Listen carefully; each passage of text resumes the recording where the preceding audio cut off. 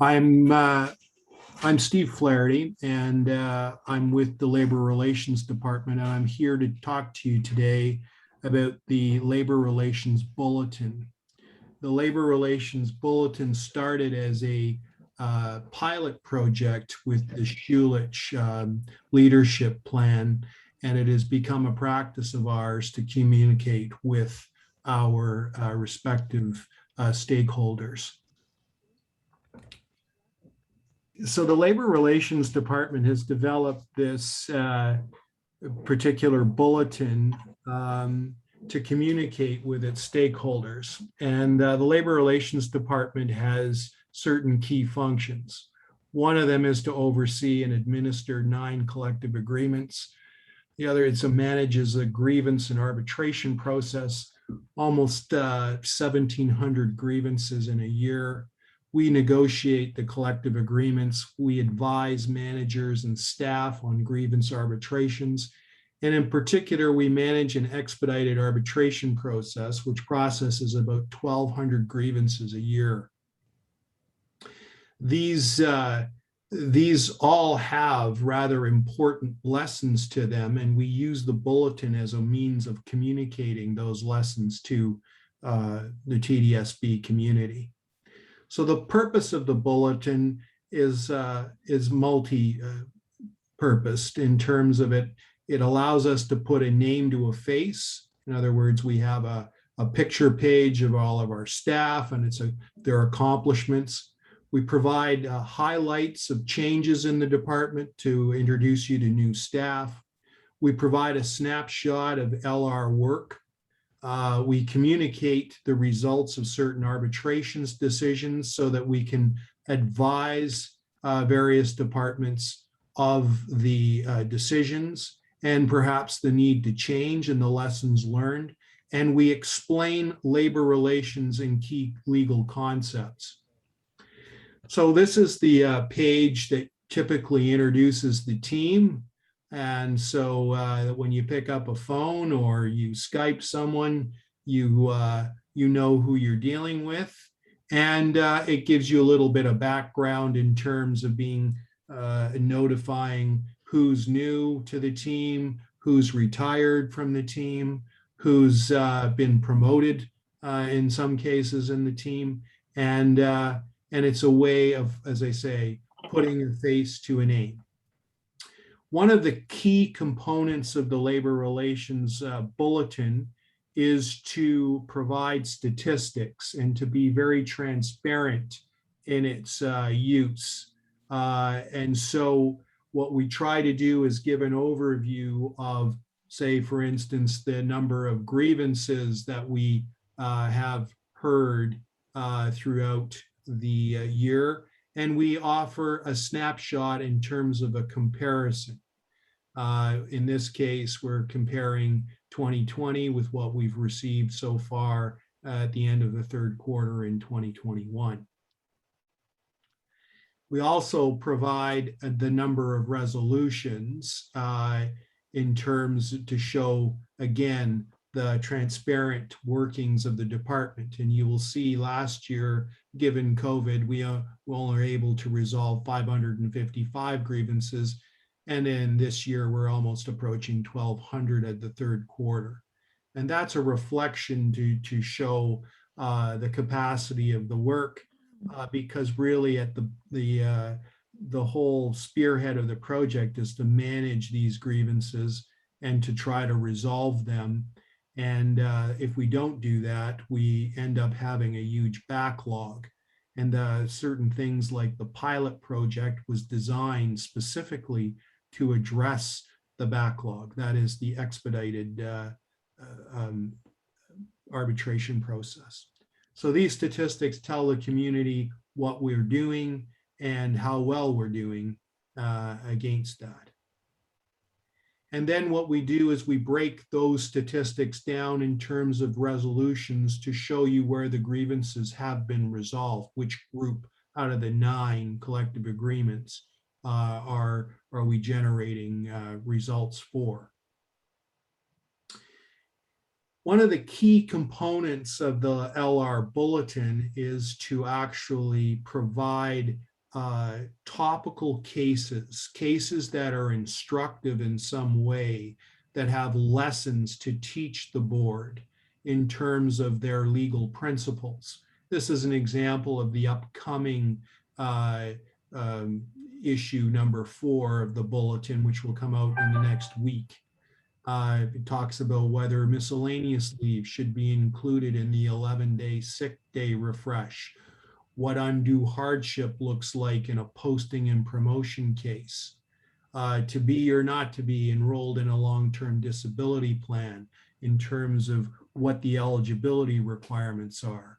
And it looks at failure to hire decisions and whether it amounts to managerial discretion or discrimination. And these have been handpicked from a number of grievances because of their overall importance to the board. In other words, we try to pick topics that can go beyond the actual arbitration decision and the parties to it, to build on principles that can apply as a whole to the TDSB community. And in that, you will find a case analysis on each of those 4 topics. And there's usually 4 topics to each bulletin. And they provide a brief description of the labor relations problem so that you can understand it. They unpack the legal or labor relations principles. They provide arbitrators with views on their labor relations issues so that you can understand the lessons to be learned. And when I say lessons to be learned, the lessons aren't negative. We often have positive decisions that we put into these bulletins, because really we want to underscore good practices, strong practices, as well as we do deficits and things that we need to work on. And so one of the main cut and thrusts of this assessment is really to help us to address, in some cases, systemic problems. And systemic problems are problems that the organization has. I'll give you a couple of examples. We have a tough time sometimes dealing with accommodation. We have tough times dealing with health and safety issues. We have tough times, especially in COVID, with health and safety and accommodation. These are important issues, and they require us collectively to address them. So having said that, when you're thinking about something like this, what you really wanted to focus down on is, what would you like to communicate more to the TDS community about your particular department, something they wouldn't know? How, and what perception of that would you like to give them in terms of the information that you'd like them to know? That's what the cardinal foundation of this bulletin was. And it brings a certain amount of transparency in the terms of the stakeholders to the TDSB. Those are my submissions, subject to any questions that you have. I can ask a question.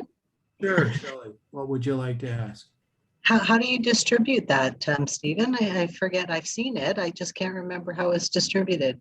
We distribute it electronically, and we send it out to all managers electronically. We also distribute it out to the principals and vice principals on the bulletins that are given to them on a weekly basis. And so it's a complete electronic communication. Thank you. Thank you.